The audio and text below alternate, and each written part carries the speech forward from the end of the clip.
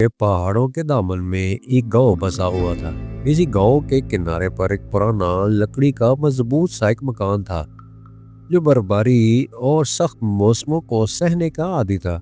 यहाँ एक तन्हा शख्स रहता था जिसका नाम मजीद था। पेशे के लिहाज से मजीद एक लकड़हारा था जो बचपन ही से इन पहाड़ों में पला बड़ा और ये फितरत उसकी रफीक बन चुकी थी।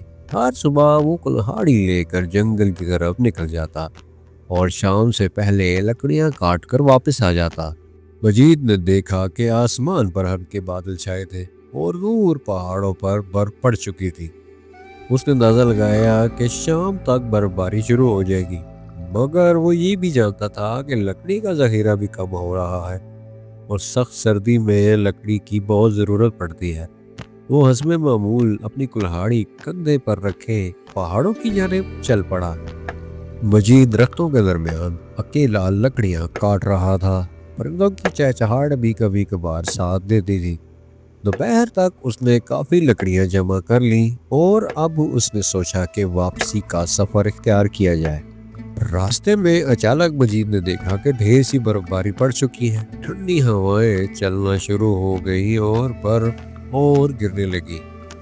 मजीद ने अपने कदम तेज किए मगर बर्फबारी भी तेज हो गई। वो अपने रास्ते से वाकिफ था।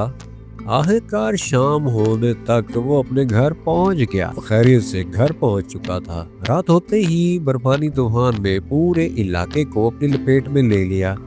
हवा की सीटियां, बर्फ की तूफानी जकड़ और सर्दी की शिद्दत ऐसी थी कि बाहर निकलना तकरीबन नामुमकिन था। मजीद अपने घर में महफूज था। उसने चूल्हे की आग जलाई और अपने आप को लिहाफ में ओढ़कर चारपाई पर लेट गया। मजीद अपने घर में सो चुका था। इसी तूफान में दूर एक मुसाफिर पहाड़ी रास्ते में भटक गया था। वो किसी दूसरे गांव जाना चाह रहा था मगर रास्ता खो बैठा। तूफान ने उसके कदम रोक दिए। बर्फ ने उसके जूतों को गीला कर दिया और उसकी सांसें भारी हो रही थी। फिर अचानक बर्फ और धुंध के दरमियान उसे एक धुंधली सी रोशनी दिखाई दी, एक मकान की। वो हिम्मत करके उस रोशनी की जानिब बढ़ा। बर्फ और ठंडी हवा में कदम बढ़ाना बड़ा मुश्किल था, लेकिन वो आगे बढ़ता रहा। मजीद सो रहा था कि अचानक दरवाजे पर दस्तक हुई। वो जाग गया और चौंक गया। इस मौसम में कौन हो सकता है? उसने एहतियात से दरवाज़ा खोला तो सामने एक सर्दी से कांपता हुआ नौजवान खड़ा था। चेहरा बर्फ से ढका हुआ था, कपड़े गीले और आंखों में मदद की अपील थी। मजीद ने बगैर सवाल के उसे अंदर बुला लिया, लिहाफ दिया और चूल्हे के पास बिठाया। इसके लिए आग को तेज किया। कुछ देर आग के पास बैठने के बाद उस मुसाफिर की तबीयत संभलने लगी। मजीद उसके पास ही बैठा हुआ था।